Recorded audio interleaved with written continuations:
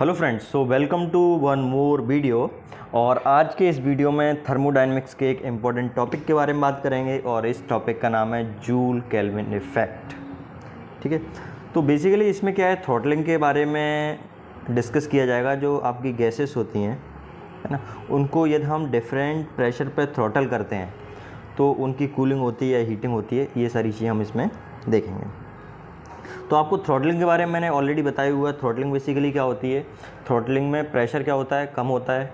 ठीक है, थ्रॉटलिंग एक इरिवर्सिबल प्रोसेस है क्योंकि वहाँ पे प्रेशर ड्रॉप जो हो रहा है वो किसकी वजह से हो रहा है, it is happening just because of the friction. ठीक है, और थ्रॉटलिंग में आपका जो इंथैल्पी है दैट रिमेंस कांस्टेंट। और कैसे कांस्टेंट रहती है, जो वो मैंने प्रीवियस लेक्चर में आपको बताया था। तो यहाँ पे जूल केल्विन इफेक्ट में यदि हम देखेंगे तो थ्रॉटलिंग की जाएगी गैस की। ठीक है, और इसके बाद आप देखेंगे गैस की थ्रॉटलिंग के बाद, है ना, गैस की थ्रॉटलिंग की जाएगी तो उसके बाद आप देखेंगे इंथैल्पी कांस्टेंट रहेगी। ये आपको ऑब्वियसली पहले से मालूम है कि थ्रॉटलिंग में इंथैल्पी क्यों कांस्टेंट रहती है। ये प्रीवियस लेक्चर मैंने बताया था जब मैंने थ्रॉटलिंग पर रिकॉर्ड किया था। इसमें रिड्यूस इन प्रेशर ये सब बता दिया है, हीट का कोई ट्रांसफ़र नहीं होता है और ना ही कोई वर्क का ट्रांसफ़र होता है। ठीक है, अब बेसिकली इसमें जूल केल्विन इफेक्ट हम करते क्या है वो समझते हैं। यहाँ पे इनिशियली कोई मान लो गैस है आपके पास।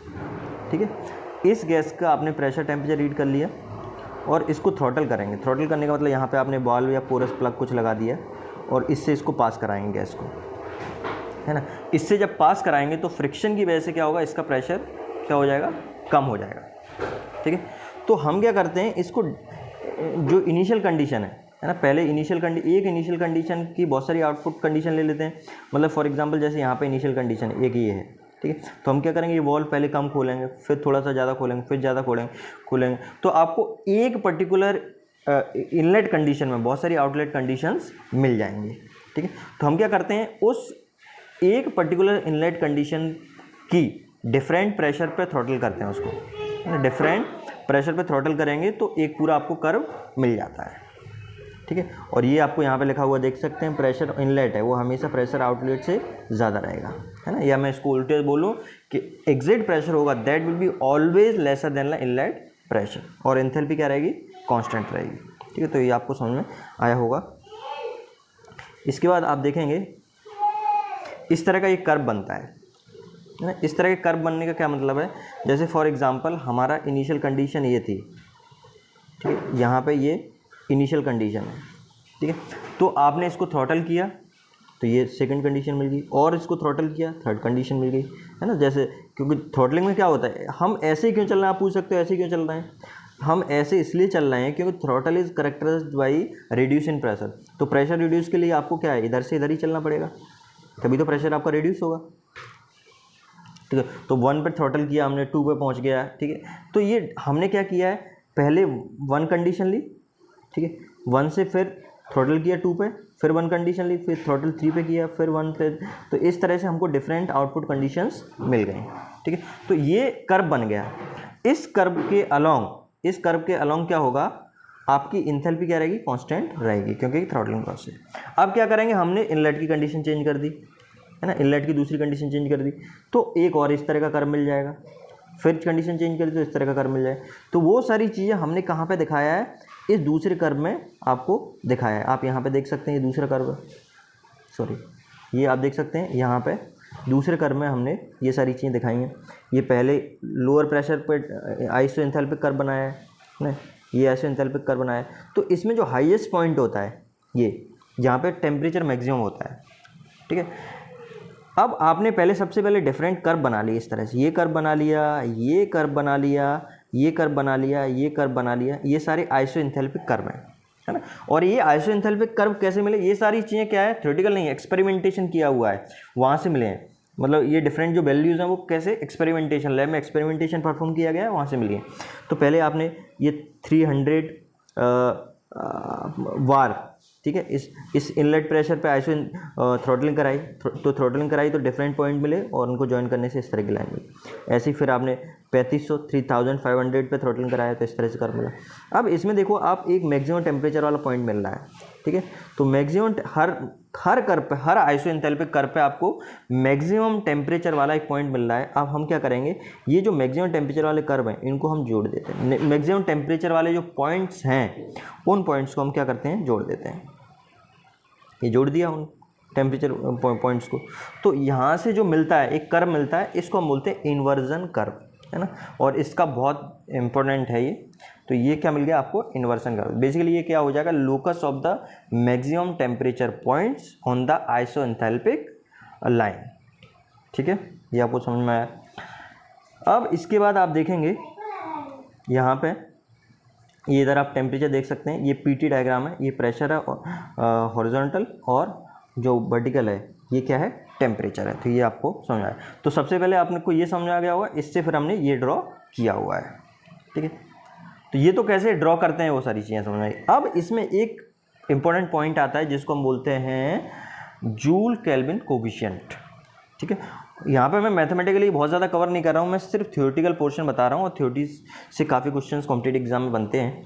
तो जो जूल केल्विन कोफिशिएंट होता है वो होता है dt/dp at the constant enthalpy, है ना, h। तो dt जो इन्वर्जन कर्व होगा उसके अलोंग आपका dt/dp, ये जो जूल केल्विन कोफिशिएंट है इसकी वैल्यू क्या होगी, 0 होगी। ठीक है, अब जैसे फॉर एग्जांपल हम यहाँ से इधर जा रहे हैं, ठीक है, एक पॉइंट यहाँ पे लाई कर रहा है, दूसरा पॉइंट यहाँ पे लाई कर रहा है। तो इस केस में यदि हम dt/dp की वैल्यू देखें, मैं थोड़ा सा पीछे ले जाता हूँ आपको। जैसे फॉर एग्जांपल यहाँ पे देखें 1 से 2 में, तो यहाँ तो प्रेशर तो रिड्यूस हो रहा है, तो नेगेटिव हो जाएगा dp। ठीक है, और टेम्परेचर क्या हो रहा है, इंक्रीज हो रहा है। ठीक है, टेम्परेचर क्या हो रहा है, इंक्रीज हो रहा है, तो ΔT पॉजिटिव हो जाएगा। ठीक है, तो पॉजिटिव नेगेटिव का जो इफेक्ट आएगा वो कैसा आएगा, नेगेटिव आएगा। ठीक है, तो ये जो रीजन है ये बेसिकली क्या है, यहाँ पे नेगेटिव वैल्यू मिलेगी किसकी, dt/dp, जिसको हम जूल केल्विन कोफिशिएंट बोलते हैं।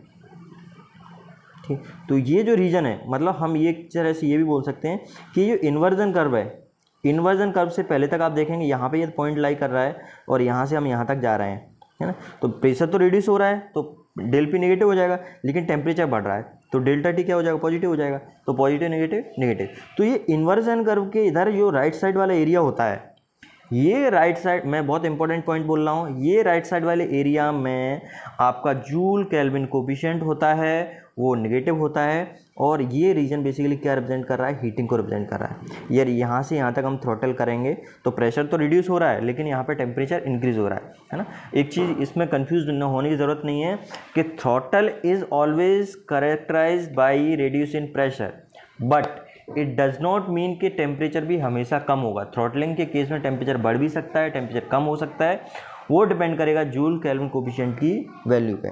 ठीक है, तो यहाँ पे ये चीज़ आपको समझ में आ गई। यह जूल केल्विन कोफिशिएंट dt/dp की वैल्यू नेगेटिव है, तो ऑब्वियसली क्या होगा, हीटिंग होगी। ठीक है, अब हम यहाँ पे देखें इस वाले एरिया में, इस वाले एरिया में देखेंगे तो आप देखोगे यहाँ से जैसे ही इधर से जा रहे हैं तो यहाँ पे क्या हो रहा है, प्रेशर तो रिड्यूस हो ही रहा है, टेम्परेचर भी रिड्यूस हो रहा है। तो प्रेशर रिड्यूस हो रहा है, टेम्परेचर रिड्यूस हो रहा है, तो ΔT भी नेगेटिव, ΔP भी नेगेटिव, नेगेटिव से नेगेटिव कैंसिल आउट हो गया तो पॉजिटिव। तो यहाँ पे जो dt/dp है ना, जूल केल्विन कोफिशिएंट है, उसकी जो वैल्यू होती है वो कैसी होती है, पॉजिटिव होती है। ठीक है, तो V वैल्यू क्या होती है, पॉजिटिव होती है।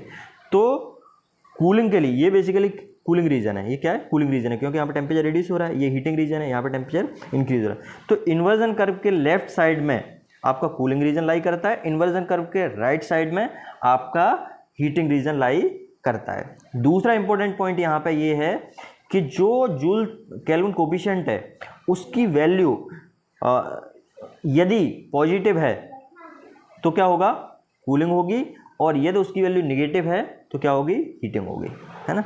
और जूल केल्विन कोफिशिएंट की वैल्यू इन्वर्जन कर्व पे क्या होगी, 0 होगी। जैसे जैसे आप यहाँ से यहाँ तक चलते हैं नेगेटिव, ये नेगेटिव कम होता जाता है, और ये यहाँ पे 0 हो गया, 0 से फिर ये पॉजिटिव था। तो इस तरह से ये रहता है। यहाँ पे जो मैंने अभी बताया है वो चीज़ यहाँ पे आप और देख सकते हो। ठीक है, इन्वर्जन कर्व आपको बता दिया मैंने कहाँ पर है, ये हीटिंग रीजन है जब आपका ये नेगेटिव होगा। ठीक है, आइसोएंथैल्पिक लाइन ये कूलिंग रीजन है जब ये पॉजिटिव होगा। तो ये सारी चीज़ें मैं ऑलरेडी बता चुका हूँ आपको। अब इसके बारे में कुछ और, जनरली क्या होता है, ये जो आपका रेफ्रिजरेशन सिस्टम वगैरह होते हैं तो वहाँ पे आप कूलिंग इसी हिसाब से अचीव करते हैं, क्योंकि वहाँ पे जो रेफ्रिजरेंट गैस होती है ना, उसका टेम्परेचर है ना, उसका इन्वर्जन टेम्परेचर हमेशा ज़्यादा होता है in comparison to ambient temperature.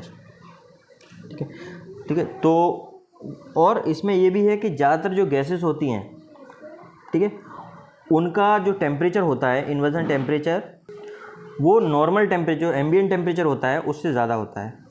उससे ज़्यादा होने का मतलब ये है कि जैसे फॉर एग्जांपल आप यहाँ पे थोड़ा सा देखें, उससे ज़्यादा होता है, ये इन्वर्जन टेम्परेचर है, ठीक है, और एम्बिएंट टेम्परेचर से ज़्यादा होता है ना। इसका क्या मतलब है, तो एम्बिएंट टेम्परेचर ये इन्वर्जन टेम्परेचर है, ठीक है। एम्बिएंट टेम्परेचर आपका यहाँ कहीं लाई करेगा, यहाँ कहीं लाई करेगा, इसका मतलब यदि हम इसको थ्रॉटल करेंगे तो ऑब्वियसली ये क्या होगी, कूलिंग परफॉर्म होगी। तो ये सब जगह हम इस तरह से यूज़ करते हैं।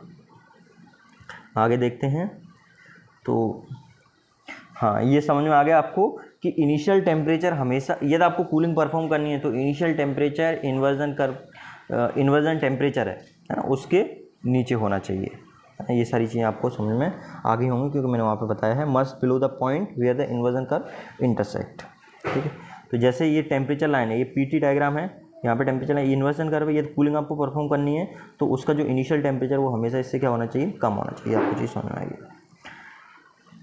ठीक है, टेम्परेचर चेंज जीरो भी हो सकता है, नेगेटिव हो सकता है, पॉजिटिव हो सकता है, फाइनल कंडीशन डिपेंड करता है। फॉर एग्जांपल जैसे हमने यहाँ पे ए लिया, ये इनिशियल कंडीशन है, तो यदि हम इसको यहाँ तक थ्रॉटल कर रहे हैं तो क्या हो रही है, हीटिंग हो रही है ना, हीटिंग हो रही है, इसका मतलब चेंज इन टेम्परेचर क्या, पॉजिटिव है।